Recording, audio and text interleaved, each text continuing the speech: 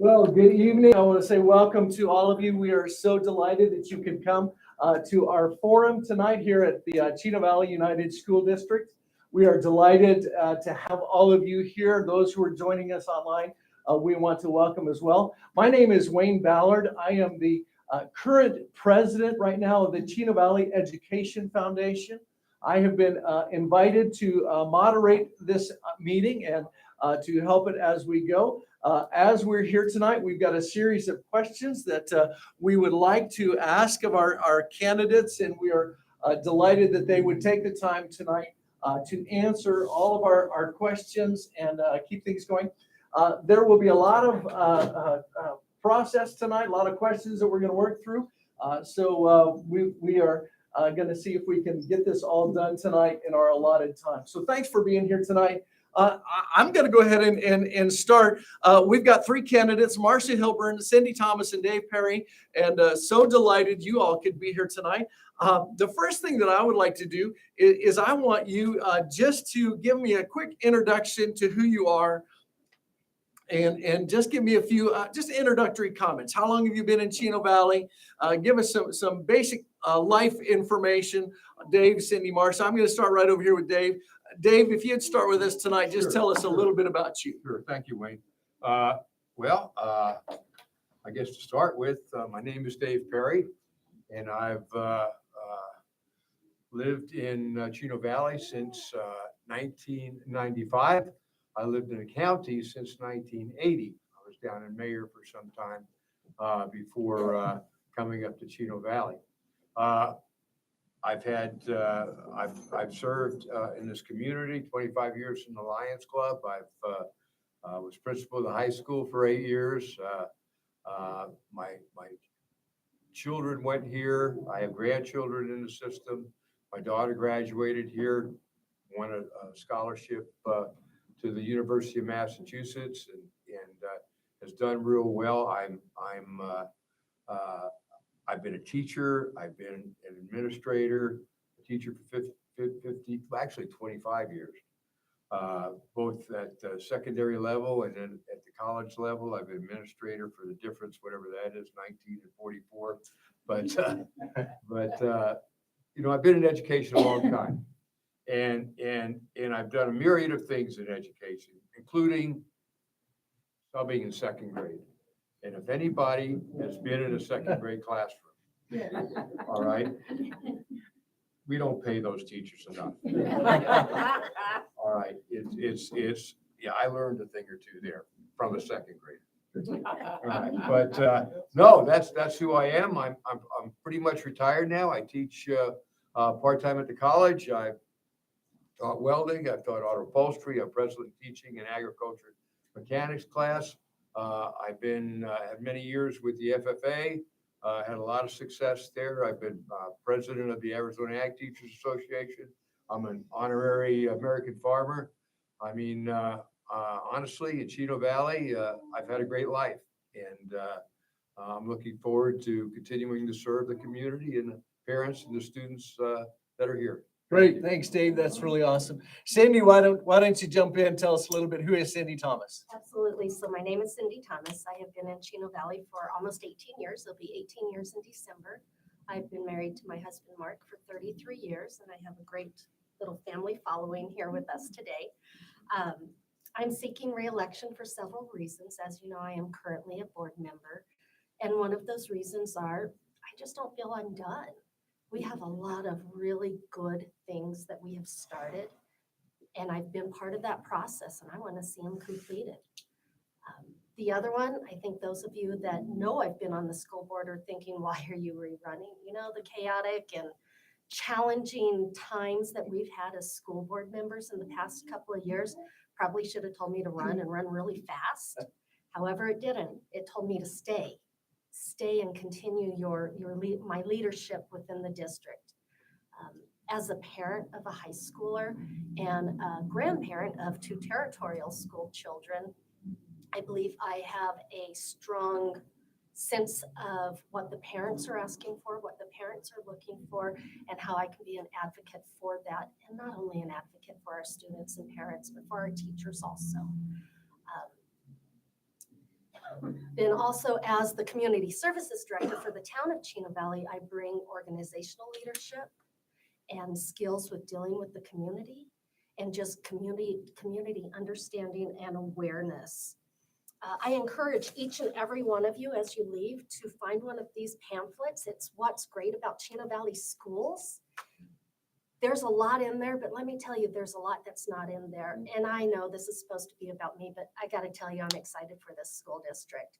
We have served over 79,000 weekend meals to students that are in need. It's a pretty impressive number. We have one of the lowest dropout rates in Arizona, which is at 2%. And we have one of the highest graduation rates in Arizona, which is 92%. Now, I hope I sound like a cheerleader for the district because I am. I am now, and I will always be, as I promise you all, to be a cheerleader for not only our district, our parents, our students, our teachers, and staff. Great, thank you, Cindy. That's wonderful. Marcia, tell us a little bit about Marcia Hillmore. Well, I've been a resident of Chino Valley for 40 years, been married for 50 years. I have 2 children that went through the school district here, and I've always loved Chino Valley. This has been home. The people are friendly. It's a safe place to live and grow a family. And I've got 30 years of teaching experience. I first got my feet wet working here in the school district. I was a parent aide in my daughter's kindergarten class. I substituted in the classrooms, and most of the time I was substituting in the special needs classrooms. And then I had a friend call me up, and she says, I'm starting a Christian preschool in Prescott. I want you to help me. So for 5 years, we started that school. I was assistant director and head teacher. My husband has a heart attack at 43. So I figured I better get something that has more stability to it. And so I went to Head Start, and I worked for Head Start for almost 25 years. I was a teacher, education mentor, where I trained teachers how to teach. I was a early Head Start home-based visitor, where I worked with pregnant teens and young moms in the homes with their babies. I was a center director, and my last position was a family advocate working with families. So I've worked with families for so many years, understanding what their needs are, what their complaints were, and how to fix things. I would walk in a home one time. I remember this mom was crying. Her electricity was supposed to be shut off that day. So we made phone calls to get the right person to help her with her electricity, and she did not lose it. I'm still working with children. I'm helping out at Sweet Life Preschool over at Word of Life Church, and that's how I had this accident last week. But the child had I was holding an 18-month-old baby, and I tripped and fell with the separation of 2 different floorings, and held onto that child. He had no bruises or anything. I got 2 black eyes. So Face. the sunglasses are not a Yeah. choice. Yeah. It's for bruising, Yeah. sure. This happened a week ago today, so, And and both my legs are really bruised. But it just shows I love children enough to protect them. sure. And when I was working with the pregnant teens in the homes, I realized, their needs. And I taught parenting skills. I even did marriage counseling sometimes. Great. So, and my education is I have 2 degrees, both in early childhood, and I'm also an ordained pastor. Great. I went through Bible school, and I'm ordained. And I'm very active in my church. I go to family church here in Chino Valley. And so I'll be singing at the Oh, good. Praise in the park. Praise the Park on Friday. Excellent. And I just want to say, I'm running for the school board for our children and our families here. And I do care about the teachers. I feel like they're underpaid. We're losing teachers because they can't afford to live here. And I feel like we should be able to do something to help promote that. The cost of living is going out of hand Sure. for all of us. Sure. And I just want to keep the good teachers here to help educate our children. Good. I appreciate all of the introductory comments and what you're telling us. I have a whole series of questions. We're going to be touching on a lot of those things tonight. The first set of questions are board-related kinds of questions. And again, if we can keep them brief, we're going to start with Cindy this time. Why are you running for the Board of Education? And part of that is what's your desires to see some of the things happen here? Chino, again, I've asked a big question.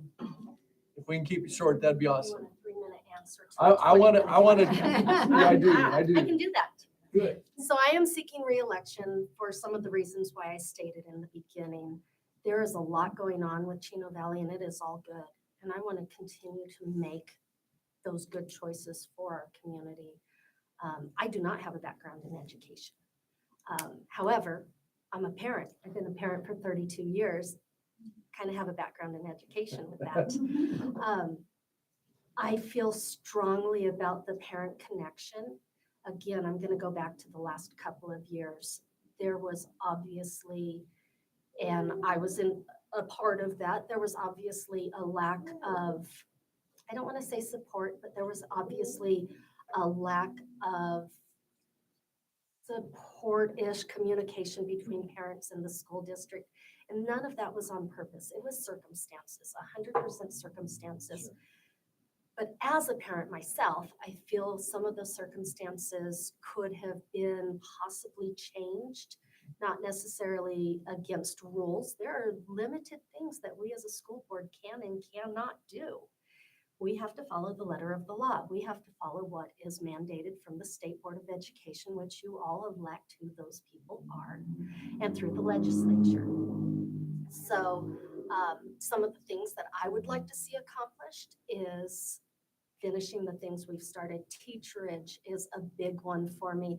Teacher housing. We cannot retain the level of teachers that we need, or teachers in general, if we do not have a place for them to live.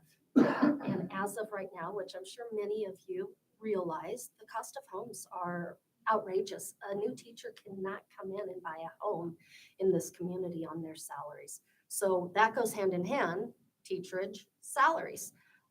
We have to find a way to increase teacher salaries without breaking the bank. The next thing that I am probably most concerned about is our school safety. I never thought in a million years I would sit up here and be concerned about my children's safety at school, but I am.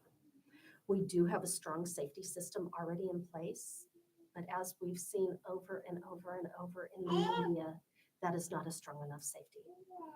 I don't know what the answer is to how we accommodate additional safety. Again, money is going to be a key factor. But whatever it is, as long as I am sitting on this dais, I will help to enact safety measures for all of our students. Excellent. Thank you. Thank you, Cindy. Marcia?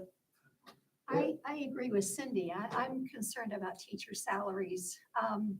I've lived in this town and my husband's a Vietnam vet who gets a disability and we don't have a big income and we've always struggled. And we want to keep the good teachers here, you know, the ones that are really teaching our children. And I was in a restaurant on yesterday and the waiter was telling us he had to move. And I says, well, where are you going to move to? He says, I have no idea. The landlord is doubling my rent the first year. He said, I can't afford it. And I go, you know, it's really a situation with that. And I have been at the board meeting when they discussed the housing, and I think it's an awesome idea to build housing or accommodate housing for our teachers that they can afford so they can stay here. I have been concerned about school safety too. I'm concerned because in the high school, the middle school, even at Del Rio, the kids have to go outside to change classes. And I had talked to some rangers that said they would definitely come here and and donate their time to protect our children. So I was having an idea of having retired police, retired military and rangers. They sign up, they'd like to help. You know, nobody'd have to be here this every day. They could have like a sign up sheet and vary the days and stuff that they could be here and protect our kids on the campuses. You just never know. There's our world is changing. Even small towns are having issues. So I would like to have more security here in our schools. And I'm excited about being on the board because I love the town.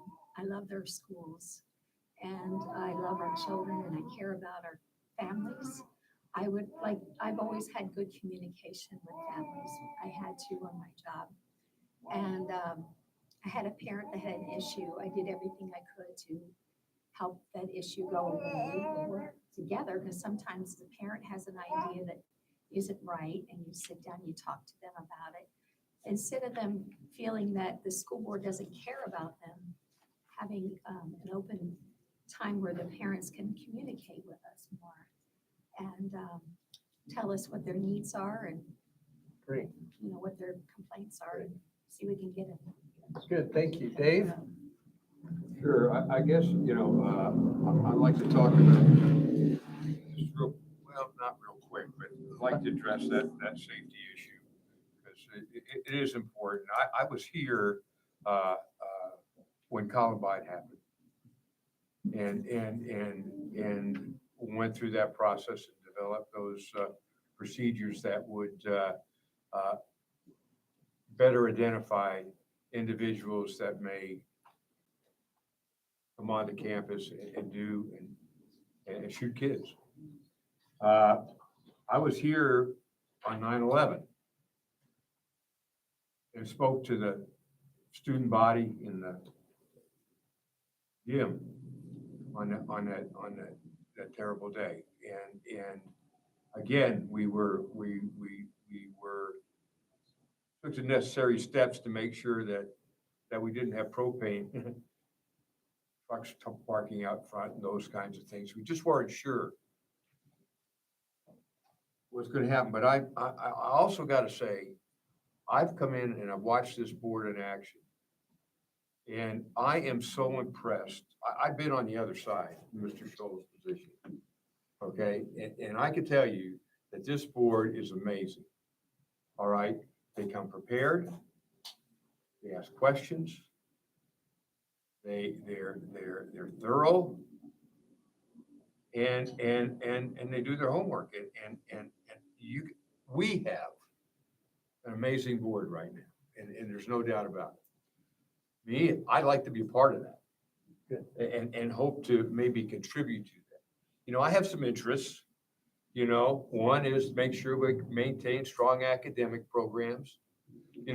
Marcia mentioned not making a lot of money.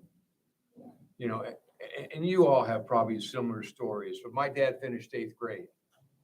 And because of public education, I was able to go and support for college.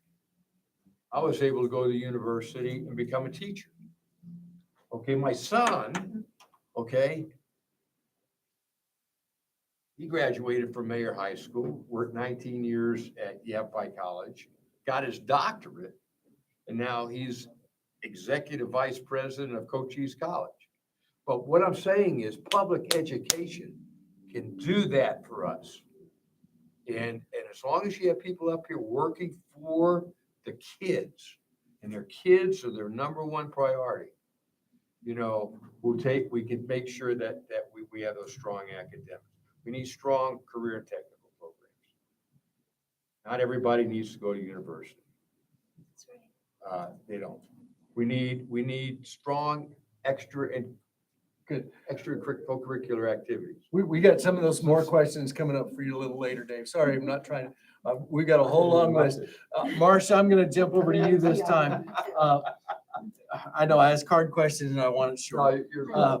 Tell me this, Marcia, what is the school board member's role and responsibility? In other words, how does your role on the school board differ from that of a superintendent or a campus administration? How do you see the difference between that? You're not coming on as Mr. Scholl, but what do you see your role on the board? I know we appoint the district superintendent. And I know our role is to approve any the curriculum that goes in all the schools. And I like to see curriculum where the children can excel in. You know, I know that our graduating kids, yeah, we have 92%, that's awesome.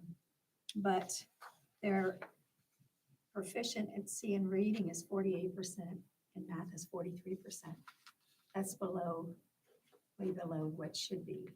And I would rather see the children be able to excel.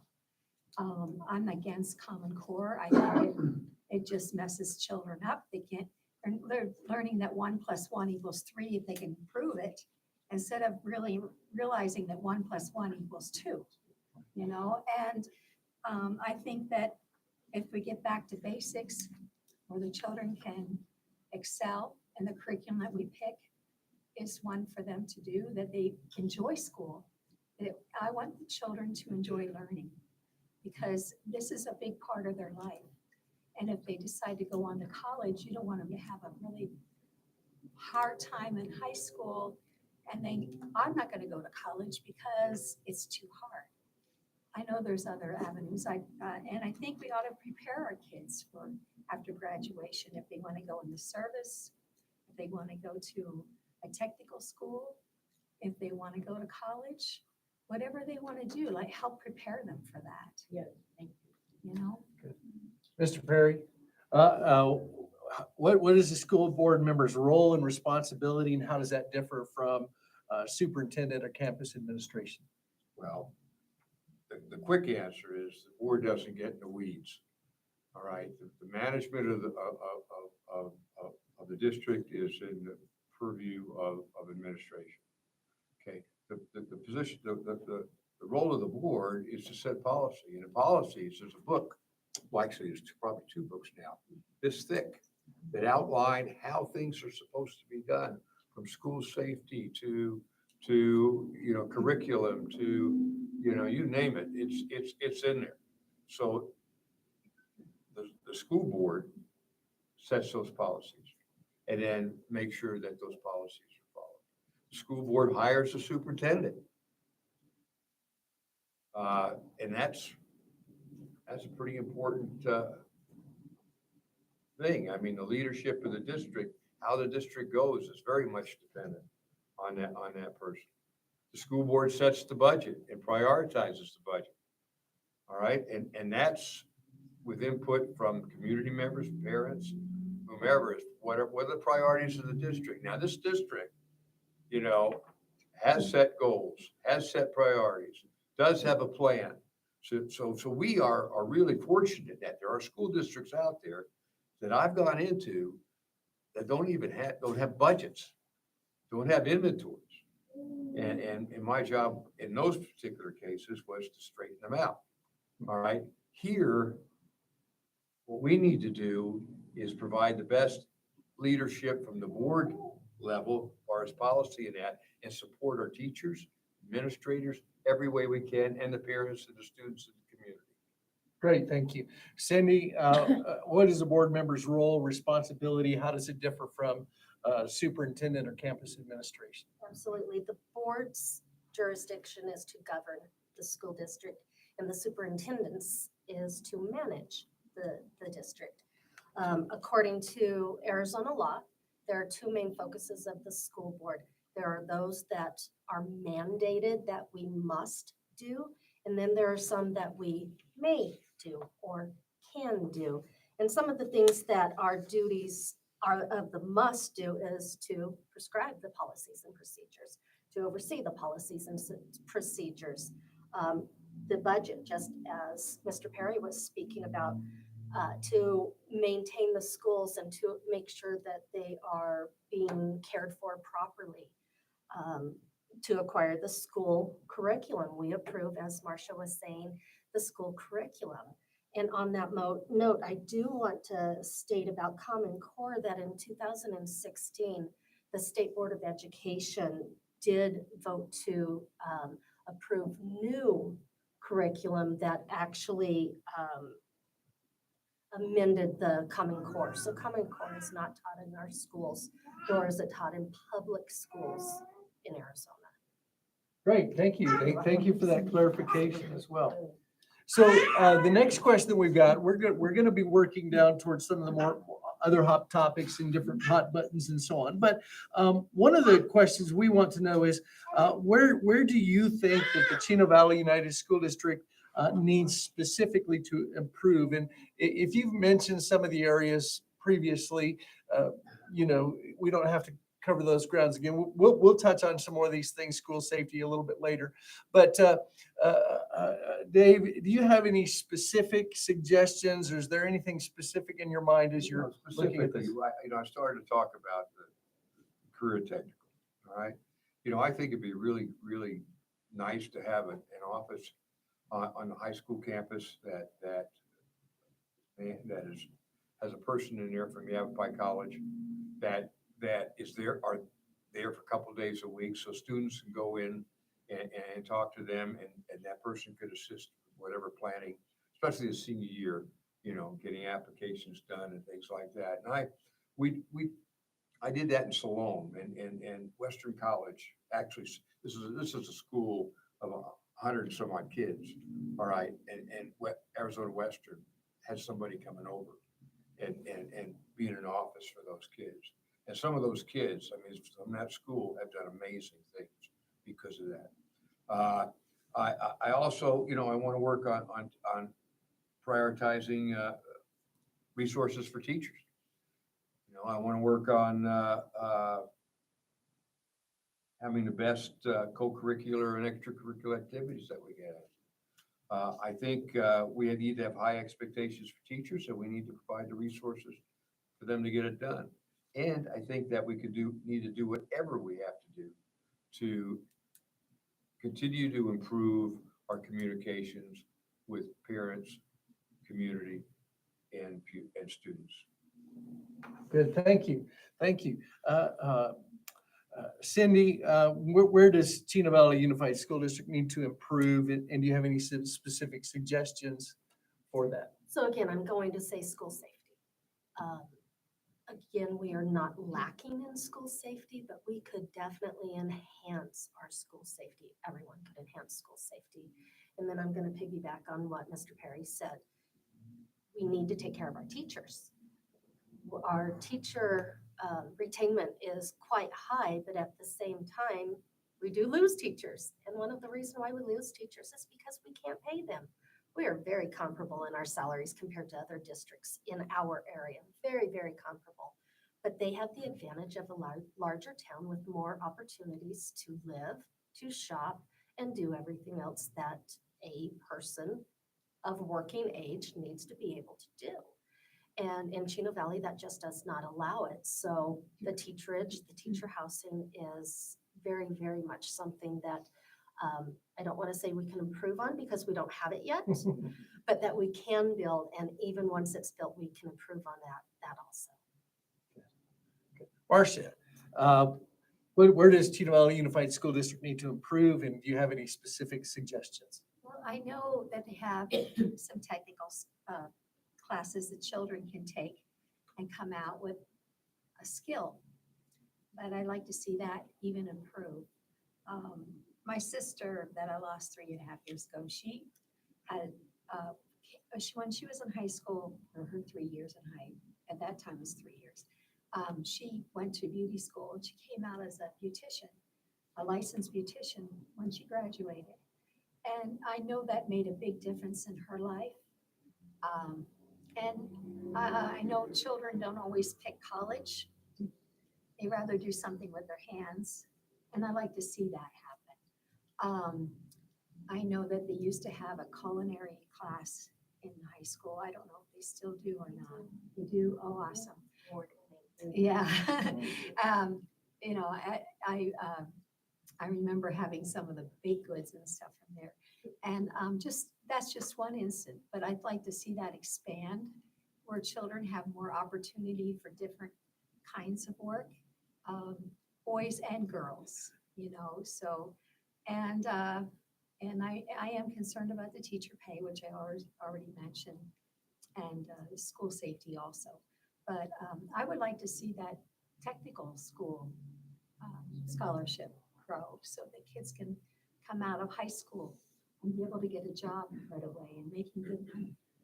So, Sandy, we're going to back to you, starting again. In your opinion, what makes an effective school board member? Thank you. Effective school board members are ones that listen to not only their constituents, but to the parents. They listen to their superintendent. The superintendent is our eyes and ears when we're not here. Most of us are here one time a month. Many of us do choose to tour the campuses or stop in, or we're signing papers or something else, but we're not here on the ground every day. So we need to rely on our superintendent, and we need to rely on what our superintendent recommends to us. Are we to question those? Absolutely. But we should be accepting of what our superintendent, our other staff, and our teachers ask of us. Another thing that makes an effective board member is just the availability. Be available, whether that be a school function or a private conversation. Now we have to remember there's open meeting laws within all of that too. So we shouldn't have conversations amongst us school board members, but with parents, if parents see you in the grocery store, you are a public figure and you need to speak with them and you need to answer their questions as best as you can and as accurately as you can. The last thing a school board member, I'm going to say, should not be is Miss Promise Polly. They should not promise things to parents, teachers, and students that they cannot control. Thank you. Marcia, what makes an effective school board member? I think, excuse me, being active, and being part of, and being available, like Cindy was saying, but also being here for the parents and the teachers, having a communication with the superintendent. And if you have a parent have a complaint, you can just say, well, I'll see what I can do about that, or I'll talk to someone that knows something about that. You're right, you can't promise anything, but you do everything you can to help that parent, because you want to have a good relationship with the parents. You want the children to enjoy being here. This is a fun part of their life. School, they're learning, they're growing, they're experiencing things, and you want them to enjoy that. And I've always made learning fun. I know I worked mostly preschool, but I did everything I could to make learning fun in the classroom, and wasn't afraid to laugh, But I really think just being available and being part of the school and being at the school functions. My husband and I go to the football games a lot. We don't do a whole lot because our kids are out of school, but we still try to be part of the community. And the school is part of the community, a big part of the community. So we should shine for that. Our parents should be really proud to have their children in Chino Valley schools. Dave, your turn. What makes an effective school board member? Well, I can appreciate Cindy's comment about don't promise, Yes. most of the time you don't have all the information, so you gotta be real careful about even when dealing with kids, period, as a parent, one child says, gets all riled up about what happened, you talk to the other child and things are a little different. But a board member can kind of be a director. They can, tell parents, this is the process you need to go through to get your concerns addressed. Speak to this person, and if you're not happy there, then you can go here, whatever. So you can do that. All right. But as far as qualities, I think listening is a giant one, and that's fellow board members or community members, even students. I remember on our site council, we had a number of students, and believe me, they were not shy. And they had some good things to say, because they were the receivers of our educational process. Respect for the people that we work with. You got to be prepared. Come to a school board meeting prepared to address the issues that are at that particular meeting. You need to contribute. You need to, sometimes, well, I don't really know a lot about this, so I'm not gonna say anything because I don't want to be stupid. Well, yeah, and believe me, I do that. But when you're on a committee or a board, you put something out there, it's no longer yours. That belongs to the group. And so, can't get personally tied up with a point of view. Empathy, love of kids, big time. And lastly, you gotta be inquisitive. You gotta ask questions. You gotta try to understand what we're doing and why, because you need to be talking, somebody might ask you. And so you want to understand the why. I think makes a good board member. Great, thank you. Thank you for that. Marcia, we're going to jump over to you now. What do you see as the primary work, the primary mission of the school district? Educating our children is a big one. The school, if we didn't have children, we wouldn't need a school district, but we do have children in that. And I think that's our biggest priority is our children, our families, our parents, having communication with them. And the education of our children is on the school district. Whether they succeed or fail is basically on the school district. And the teachers are part of that, of course. But the school district hires the teachers. The school district approves the curriculum for the children. So, it's a lot. There's a lot of responsibility. Even hiring the staff here, and making sure that we have the right staff and that, and that no child's going to get hurt by any staff member or anything like that. So it's important it's a lot of responsibility to know that school district is, you say, my mind just went through, but just what, the education of our kids is a top priority. Perfect. Dave? I was reading, I thought about this, and so I started reading some stuff, which is often dangerous. But I went back to 1917. We hear about back to the basics. Well, how far back do we go? But in 1917, there was for students to receive a good general education, the academic education. They said students should receive health education. They should become good citizens. They should be able to get along with people. They ought to be able to get a job. I mean, these are the kinds of things that if you will, the designers of our educational system said were important. And they're still important today, because education is the great leveler, or the word escapes me, but equalizer, the great equalizer. Okay, the great it's not about what you do. I know a lot of intelligent people that have chosen to do things other than higher education and that. But I think we need to continue to do that. And so, yeah, that's why we have education. Excellent, excellent. Cindy, once again, what do you see as the primary mission or the primary work of Chino Valley Unified School District?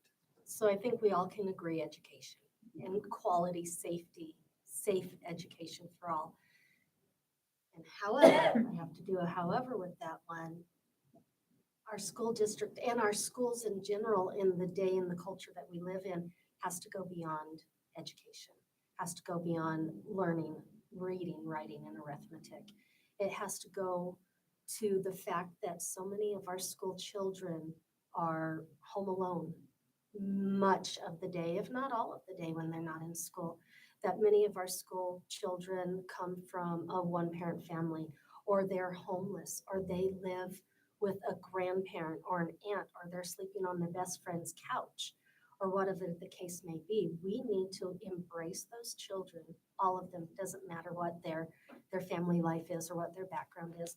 And we need to be able to give resources for feeding and clothing and just taking care of our students, while at the same time making sure they get a quality education. Great, great. Thank you so much for that. One of the challenges of being on a board is sometimes you end up with split votes. There is not always unanimity on any board. And so one of the questions is, can you support a board decision that you did not vote in favor of? And part of that is why, what does that look like for you? So Dave, we're going to start back with you on this question. Could you support a board decision that you did not vote in favor of? Honestly, that's one of the ones I left off of that list of good board members.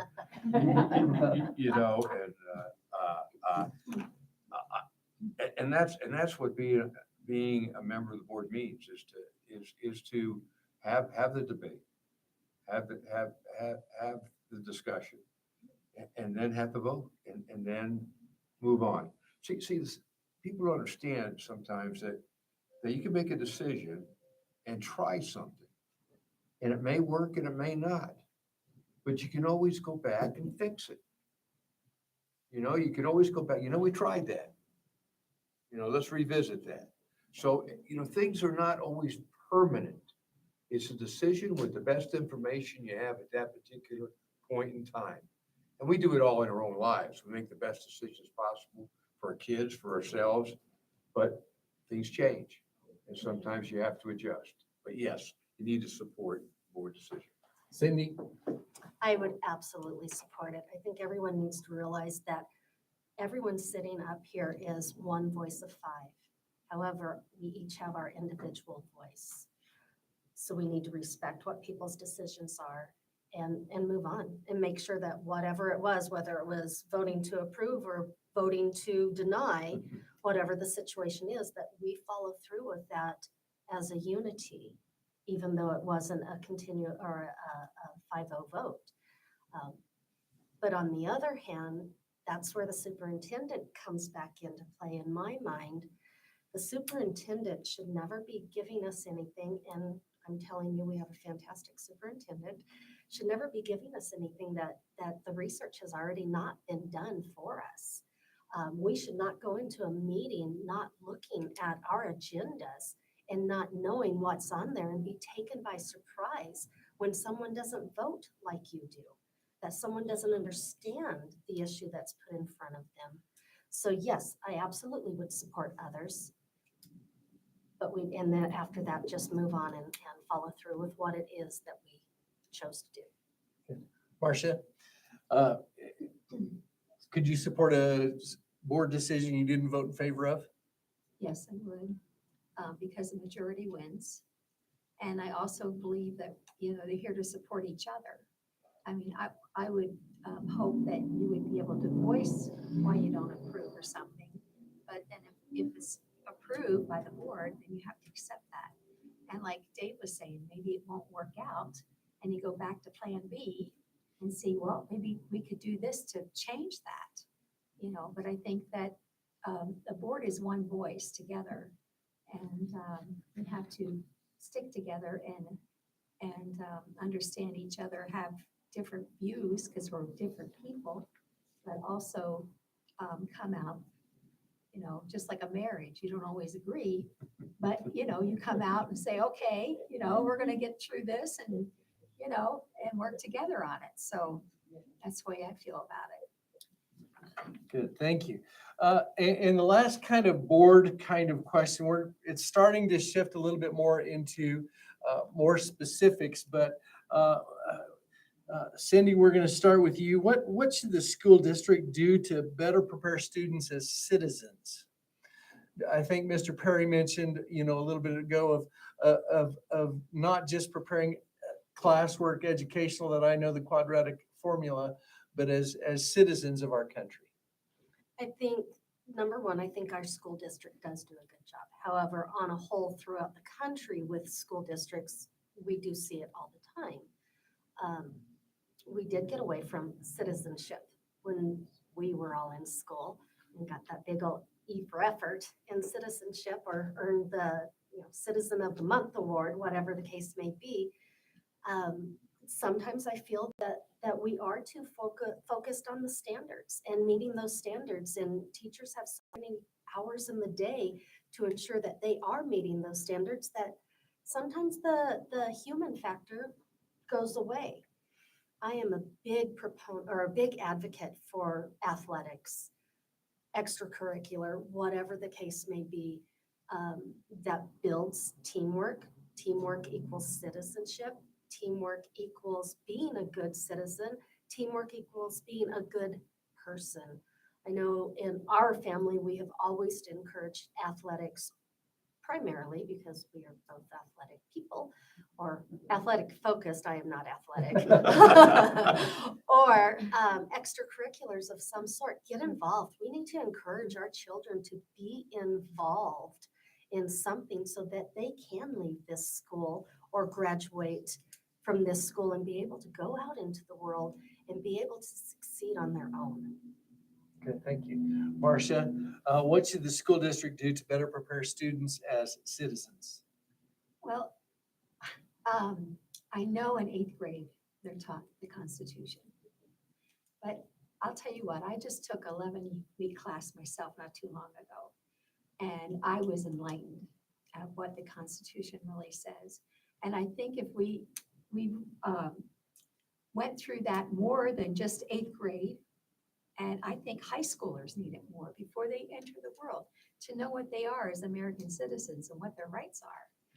And also, I agree with Cindy, having the children get involved in some kind of club or group that they could excel in, and be part of, and understand that it's just not them, that they're sharing things with other people.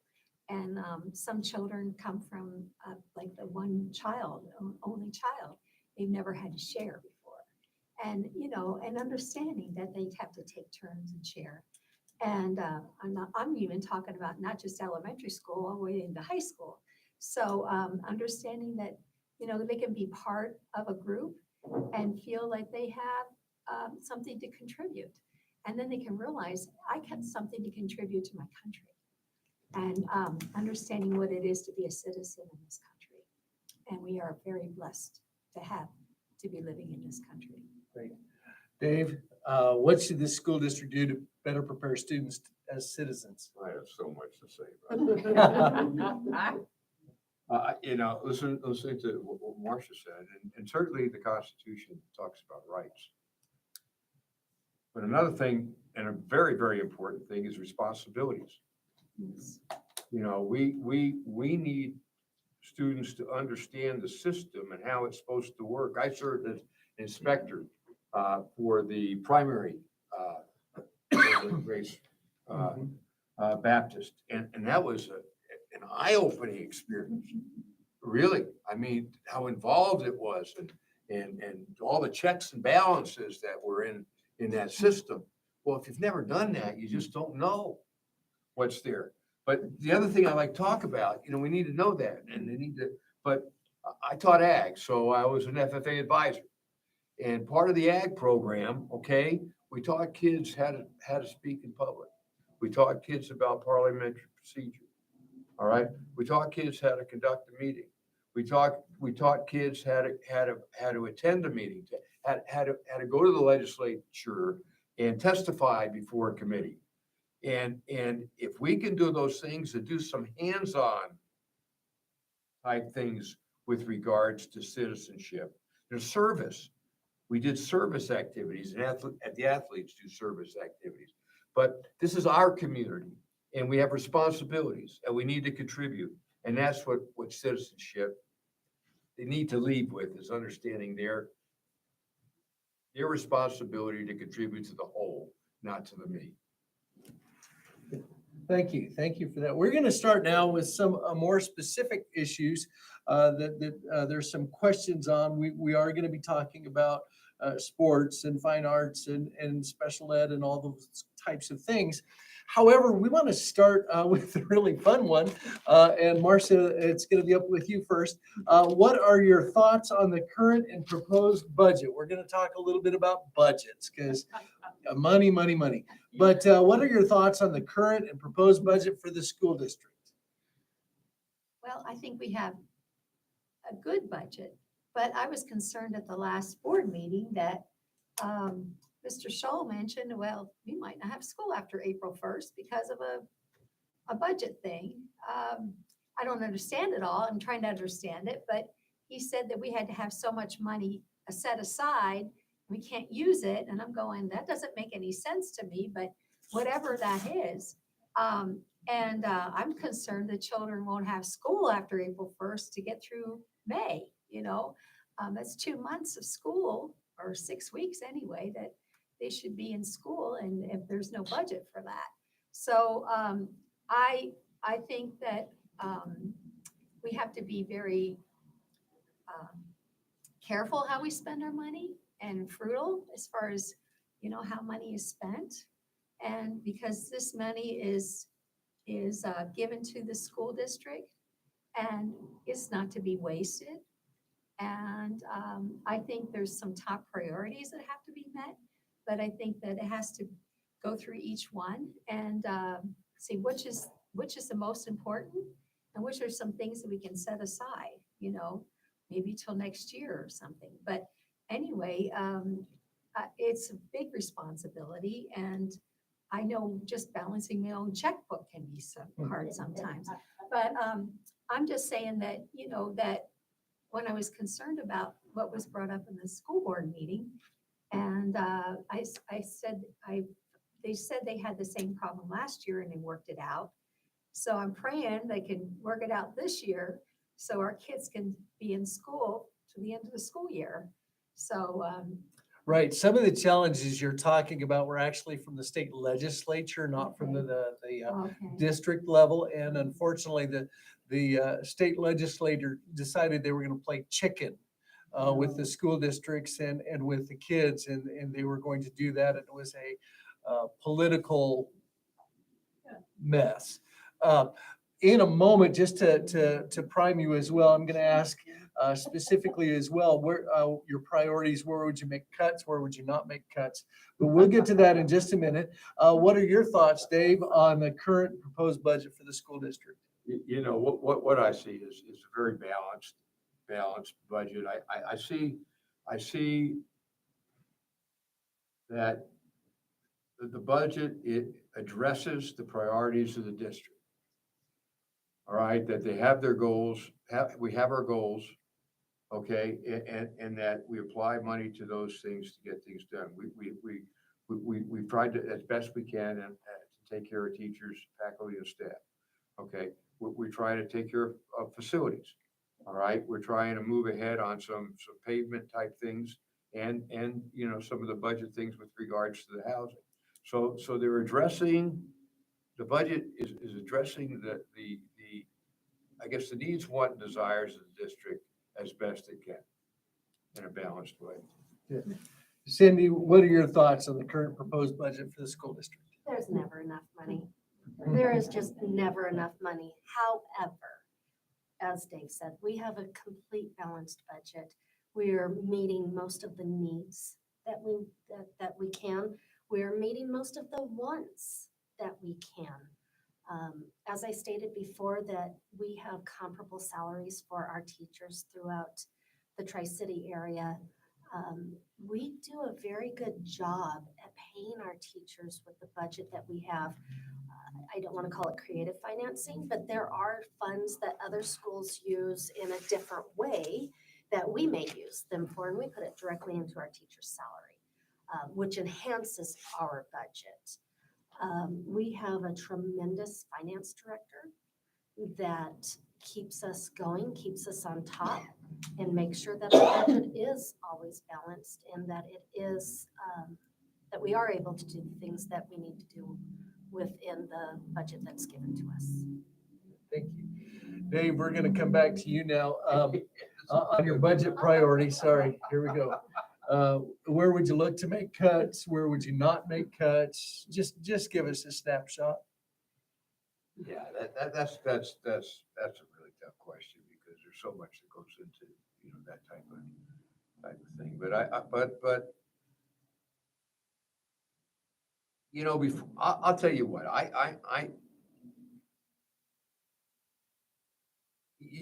we may at some point in time have to make cuts, but the first thing I would do is look for outside money.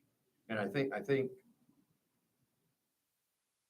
that this district has tried to do that with grant money and things like that before I'd ever get to cuts. But I'll quit hedging the question. All right. I think back when things got really tight, one of the things they went was pay to play. That's one of the things that full support of those programs, as important as they are. I think you ask individuals not individuals, but co-curricular activities to support themselves with outside donations. I think there's a bike racing club that's done some of that, if I'm not mistaken. So yeah, I think that you hit those, you're gonna hit the extracurriculars, co-curricular stuff first. I mean, that you're not gonna get rid of it, but you're gonna figure out another way to support it. Good. That's as good as it's gonna get. I realize that some of these budget questions are a little difficult, but In the, they're important. yeah. So Cindy, now to you, in your budget priorities, where would you look to make any cuts? Where would you not ever make cuts? What are there some priorities that you can help us with, like Dave? In the priorities, our priority would be to not ever make cuts. Number one priority. However, in a perfect world, I should say, that would be our number one priority. There are going to be times, I am very fortunate, I have not seen many of those times, but there are going to be times when that's going to happen. There's several options, none of them are good. Every option that you have when it comes to cutting a school district's budget impacts our students in some way, shape, or form. If we have to make teacher cuts, that cuts the quality of education that our children are getting. If we have to make extracurricular cuts, we're cutting that good citizenship that we just talked about. If we have to make salary adjustments, again, that goes into the quality of the teaching. So when and if we ever have to, or hope never have to, make budget cuts, I think that I cannot answer where I would look at to cut that budget at that particular time. It would be depending on the circumstances, where we are, and what exactly and how much exactly we would need to cut. Marcia, same question. What are your budget priorities? Where would you look to make cuts? Where would you absolutely not make cuts? I would not make cuts on the teacher salary. I think that's really important. We keep our teachers, because without our teachers, we don't have an education. And I understand the extracurricular activities of kids. I don't like to see any of that. I remember when they cut out music, sports and all that, and it did make an impact on our children. And music's important. The arts are really important. And our sports are important. I think I would go through the budget to make sure there wasn't any waste anywhere, just go through it like with a fine-tooth comb and see, is there any waste here? Are we wasting any money anywhere? And start there, and then decide what has to be done. But I'm with Cindy, I think the kids need that. They need sports, they need those things. We're preparing our children to be adults and go out in the world and be on their own and be examples. We're the examples we're setting for our kids. We're the citizens that are setting the example for our children. The parents, the teachers, the staff here, they're a big part of the children's lives. And if we make cuts, that could affect them later in life too. So, I just would hate to see that, but I don't know what's coming in our future. So the first thing I would do is go through that budget with a fine-tooth comb and see if there's any waste there. Good. I do appreciate all these. I know that's a really difficult question to answer tonight. The level of complexity with budgets in schools and the number of different funding venues and budgeting and all of that is a Herculean challenge, to say the least. And so we do appreciate hearing that.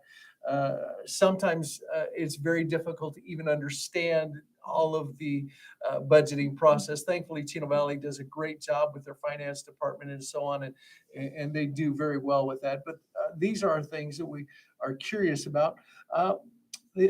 Just kind of want to find out your opinion on a few other things here. Again, these don't need to be long answers. You've already given us some of the information on some of these things, but I just want to bring them up again just quickly.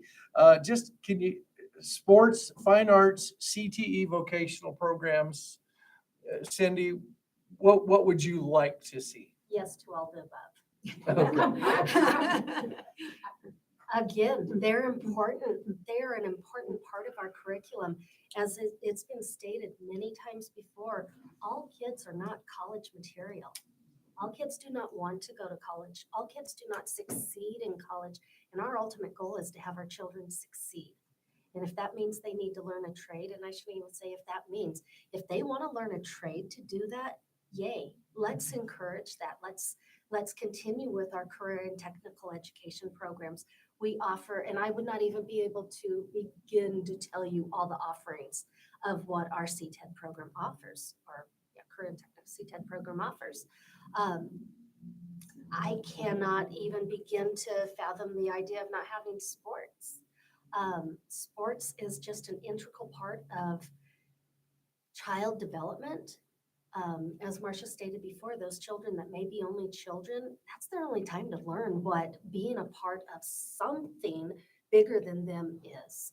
And that prepares them for the world. So yes, to all of the above to make a successful adult. Excellent. Marcia, sports, fine arts, CTE, vocational programs. All of them, they're very important in our kids' lives. And you're not going to find kids that want to be in sports, but they want to do something else. They want to be in music. They want to play an instrument, or they want to sing in the choir, or they want to be in a debate club or something like that. We should have things like that for our children, so they want to succeed. We want to see them succeed. We want them to succeed as adults, and that's what our job is. That's what I was putting out before. But yeah, I'm with Cindy. I don't think we can do that. I like to see them expand if at all possible. Yeah. Dave? Wow, yes to all of them, of course. But the way I look at it is I'd like to have as many different opportunities that we can provide for students, whether it be music, art, they can find a niche. They can find a place that they can connect with an individual with, that they can be successful. You can build on that success then for the other areas, for the academic areas. But it's so important. There's so many.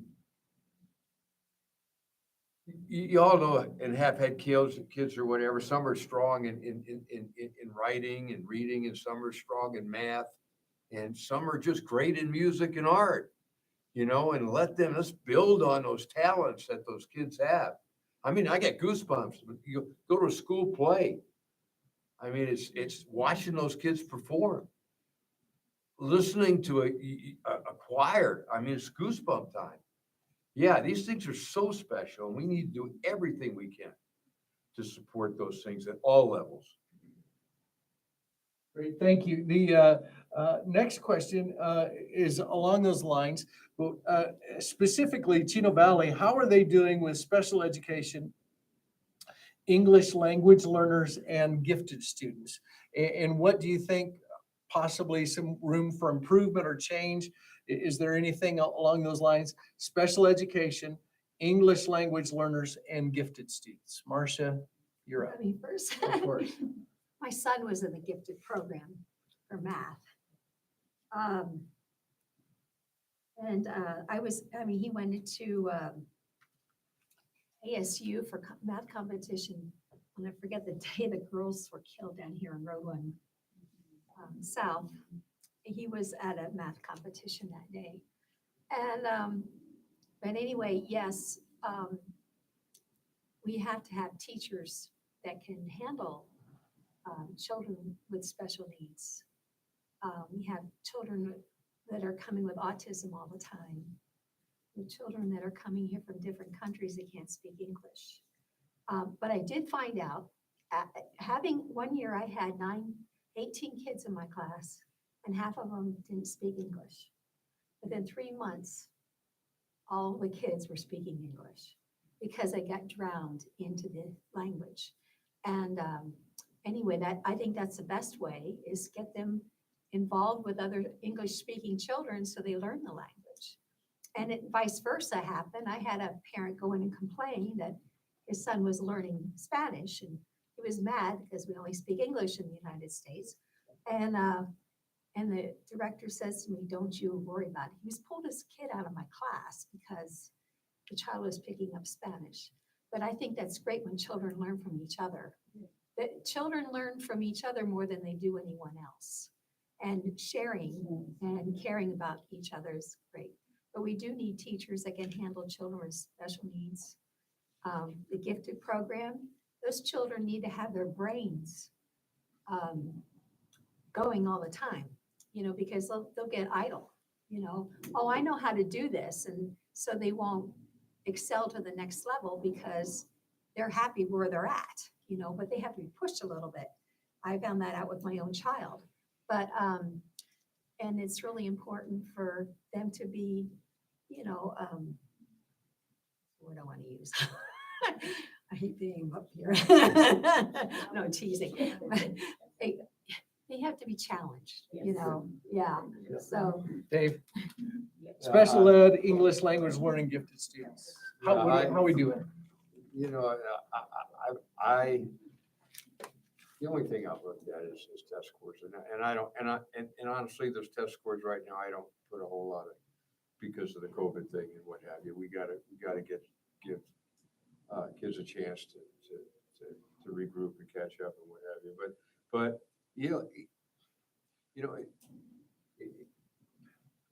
let me just say, I don't know how they're doing. I'm going to be frank with you. I have not looked into that as far as the district is concerned. I do have some experience. I don't know if all teachers are still required to do ELL training. Yes. Yes. So you get all teachers are doing something in their classrooms to help ELL students. And then they may have some pull-out programs for ELL. And certainly in the past, their special ed programs have been some of the best I've ever seen as far as the moderately to severely handicapped. I just tell you a story. If I was having a bad day in the principal's office, I'd head down to the moderately to severely handicapped kids thing, and I'd sit there and I'd watch those kids, and they were all so happy. And I said, you think to yourself, these guys are going straight to heaven. They can do no wrong. It's pretty special. But I think this district has a history of doing great things for the special populations. Sydney? Well, as we all know, not too long ago, special education children could not go to a traditional school because they were considered different. Spanish-speaking or foreign language-speaking students would not get the same education as our children would because they were considered different. Thank goodness for the 1975 act that President Ford signed for the Education for All Special Education Children Act. But with that being said, we have a fantastic program. Our special education is top notch. People come here for our special education programs. Our ESL, 2/3 of our school children are not English speakers. I almost said Hispanic speakers, but that's not the case. There are many others that are not just Hispanic speakers, and they get the same education that all of the other children do too. Possibly maybe even because they're learning that much harder, maybe a tad bit more, because they're trying, because they want to learn it. Our school system is amazing at all of our specials. Our high school scores show it. Our high school graduates show it.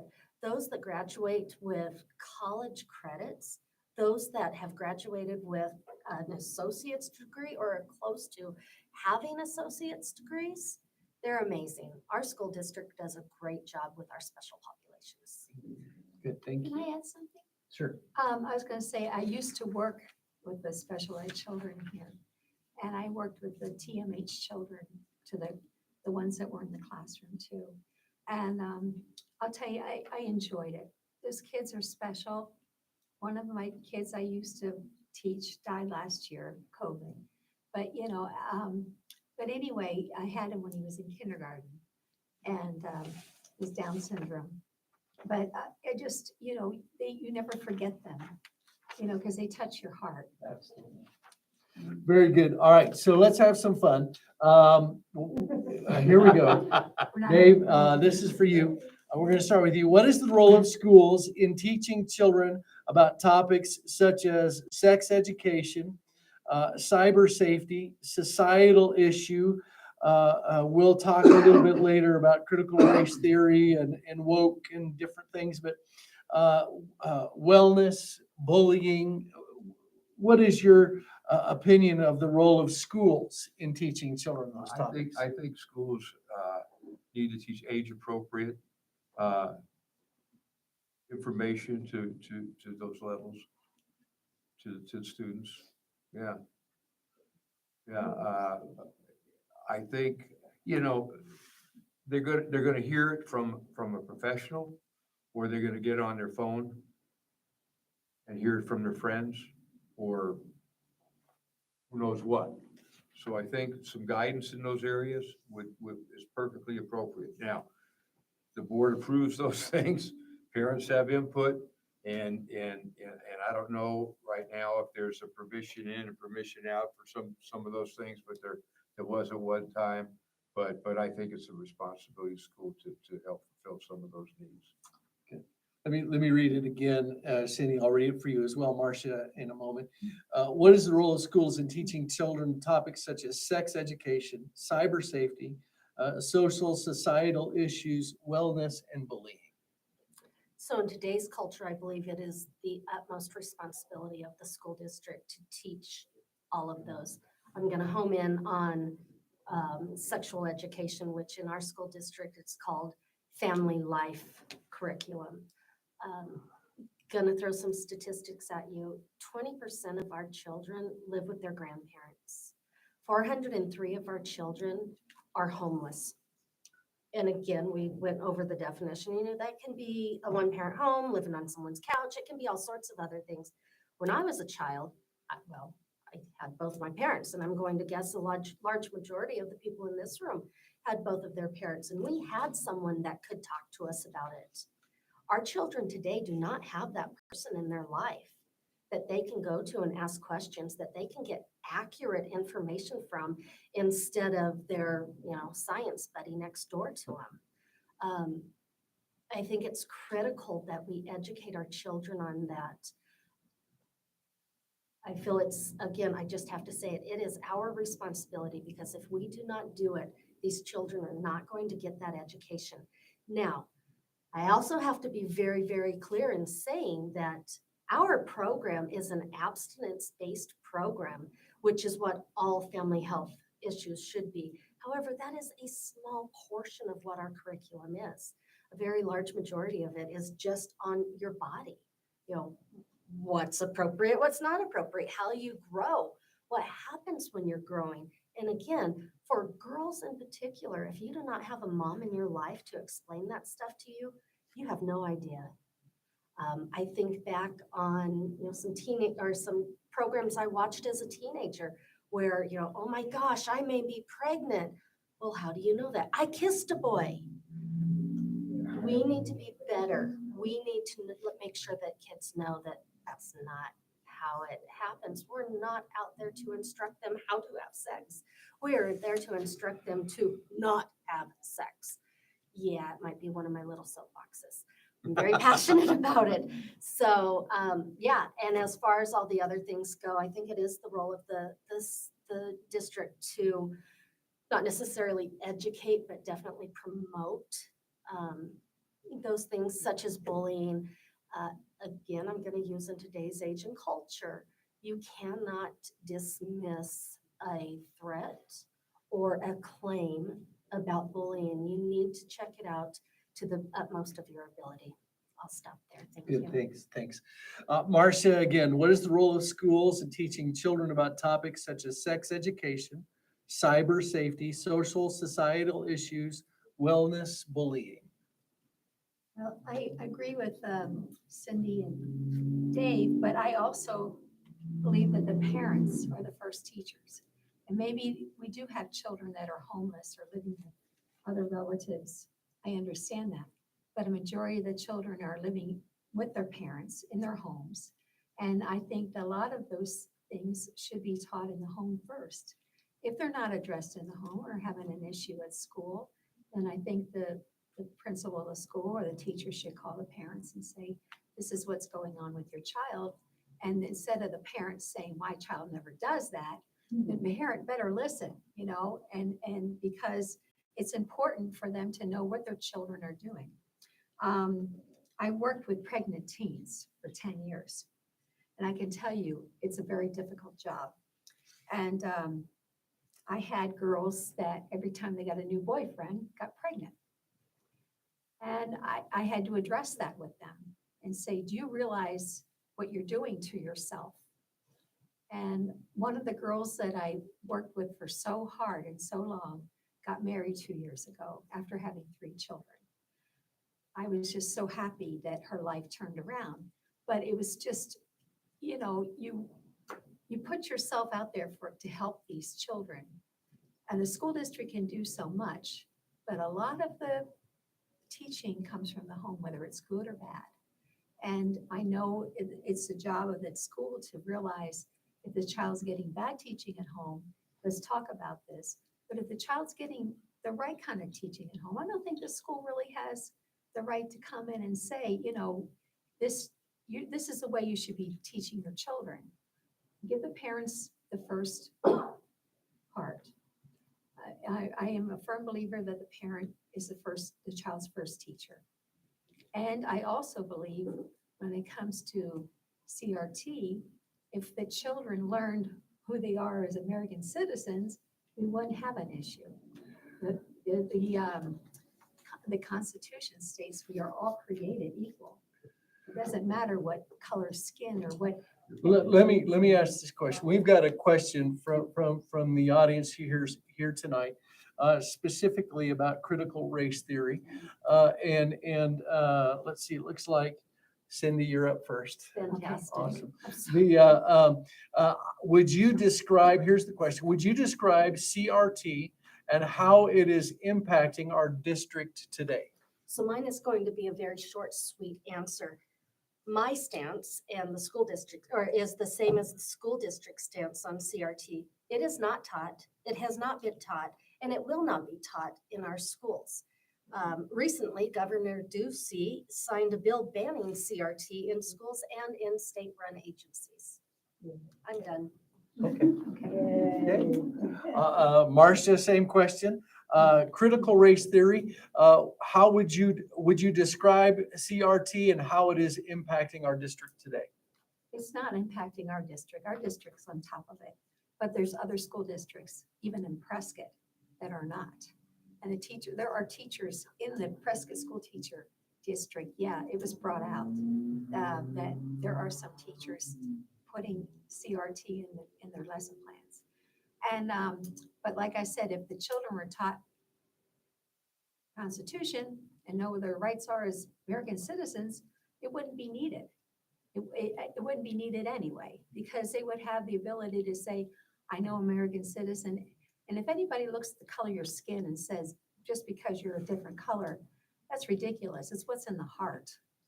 You know, this is just genetics, pigmentism, you know, I mean, it doesn't matter. And always, and all the children I've ever taught, I never looked at a child because whether religious belief or the color of their skin or the language that they taught, that didn't matter. That child was a child that I was going to teach. Dave, your turn. Would you I- describe CRT and how it's impacting our Yeah, district? I've got to land with Sydney on this one. It's not taught in the district. It's not going to be taught in the district. I mean, I mean, we've got, yeah, so that's. I'm thankful for that Okay. too. Yes. Good. In our remaining few minutes, we've got a few other questions that I've been handed. The first one, and it looks like I'm back to Marcia. I'm trying to remember, trying to keep it straight so I play fair. Have you seen the new curriculum for science and social studies for the grade school to middle school? And if you have, do you have any opinions on it? You know, I haven't. I was going to get in here to do it. I will say this much. I do respect our board to pick out a good curriculum for our kids to learn. And I'm going to take the time. I've had a very busy schedule lately, and last week kind of put me behind on everything when I got hurt. So, but anyway, I will do that. I came in and looked at the family life curriculum. Great. And so I plan on doing that one. Dave, have you seen the new curriculum for science and social study grade school and middle school here at the district? And if so, any? I have not. Okay. I haven't. In the interest of time, I'll let Cindy speak. I was one of 5 voices that approved it. I feel that it is a very appropriate and fine curriculum for our grade school. Thank you. Next question that I've got is, which is more important to you, structured policies to achieve school rating or targeted measure for every student's success? And I think we're on to you, Dave, here. I'll repeat the question. Which is more important that we are kind of the mindset policy? Do we work on structured policy to achieve a school rating?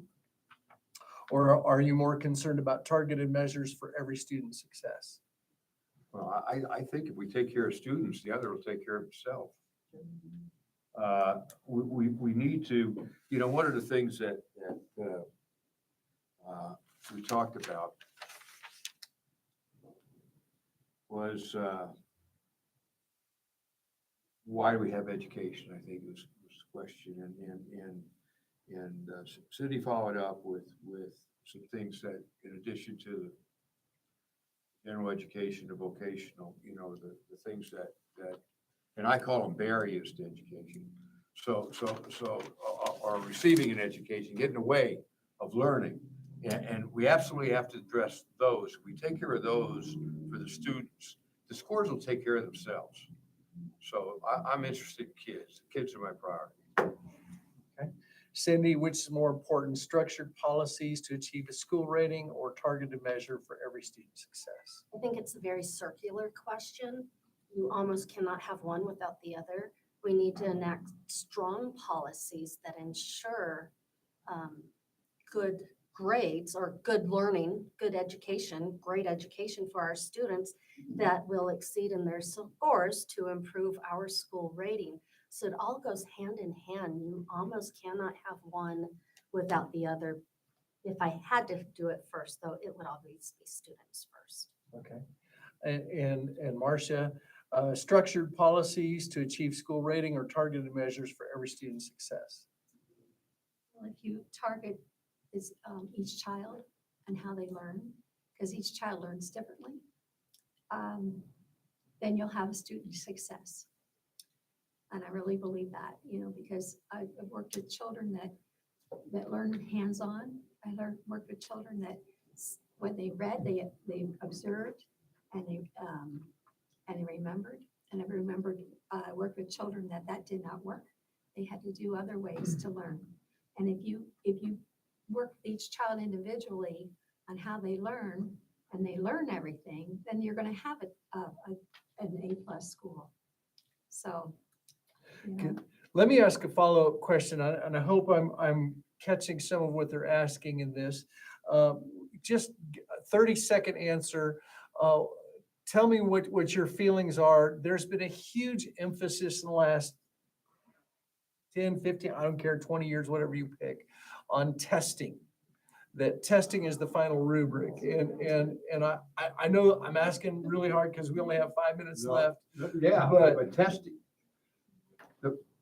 in my judgment, okay, we should be using testing to assist instruction. We test to find out what the student knows. We test to find out if we met our goals as a teacher. We test to reteach, all right? The rest,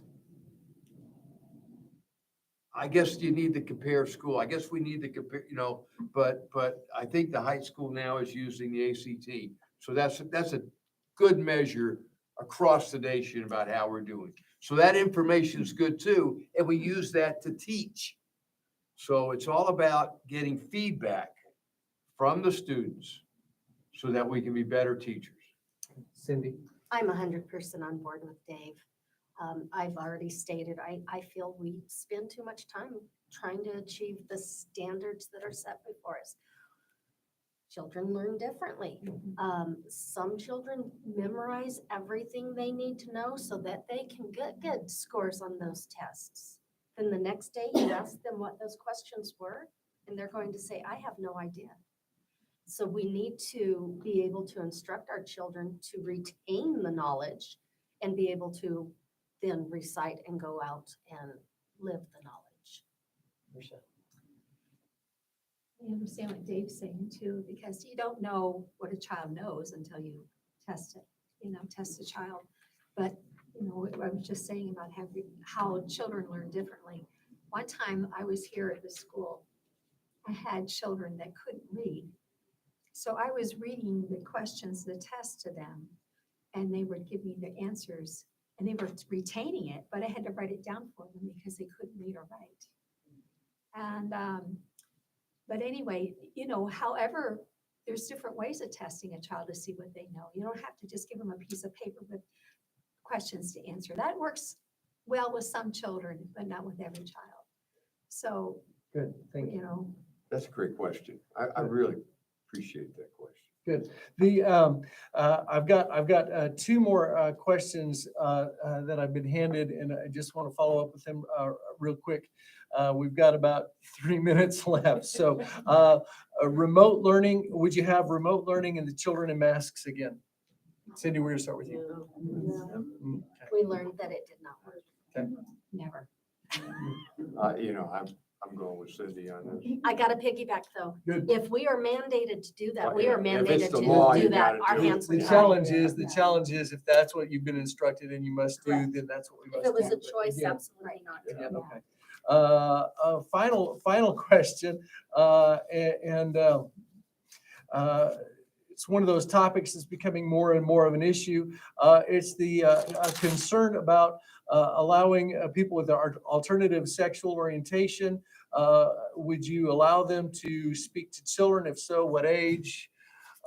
There's a myriad of other questions that I've got a minute and a half to answer, which I can't get them all done, but just if you want to speak just briefly to some of the challenges that you see with some of those issues and how the school district. Wow, you left, you. I know, I left the big one for last, right? It was handed to me late. I apologize. Yeah, no, that's fine. As far as letting them speak, letting someone, I guess my thoughts on this, and I hadn't thought about that, all right? And certainly it would be controversial, and certainly if we did that at all, it would be some conversation about age appropriateness. You know, I would have to really have an in-depth discussion with it, to feel comfortable, depending on where we're at. Now, we have all kinds of students in our schools, all right?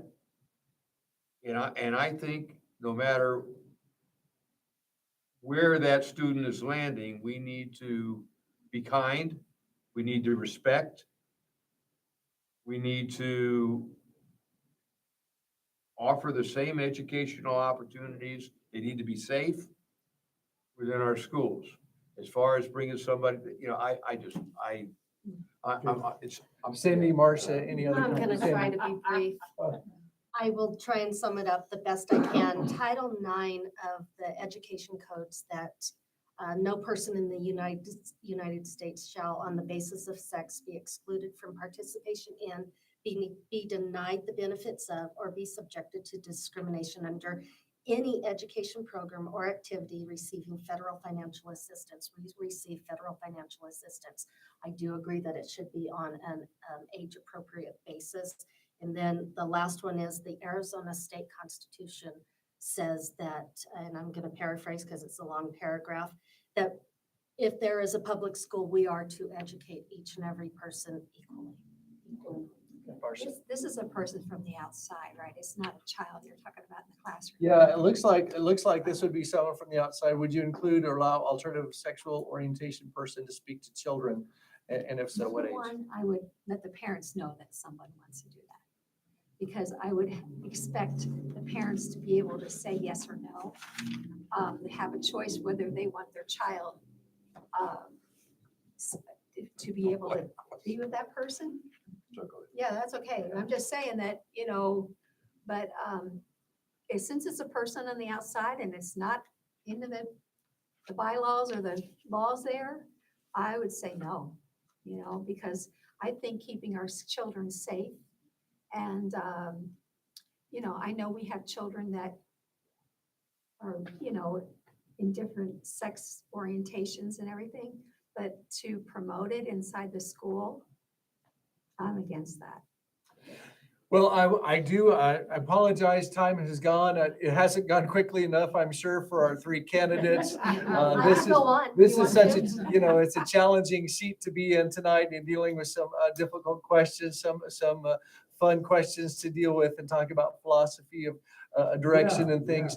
But I do want to say thank you so much for being here tonight, and we appreciate you. And we want to wrap up tonight. We want to invite you to come out and greet those who are here. If they have questions, we ask them to allow them. Again, I'm Wayne Ballard with the Chino Valley Education Foundation. For all who could be with us tonight, thanks for being a part of this. Thank you to our candidates. We do invite you to get out and vote. Yes. Come on, get out and vote. Yes. Make a decision to vote. So thanks so much to the candidates. Have a great night. We would also thank